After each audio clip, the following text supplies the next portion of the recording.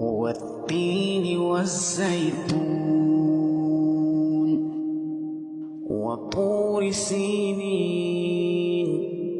وهذا البلد الأمين لقد خلقنا الإنسان في أحسن تقويم ثم رددناه أسفل سافلين إلا الذين آمنوا وعملوا الصالحات فلهم أجر غير ممنون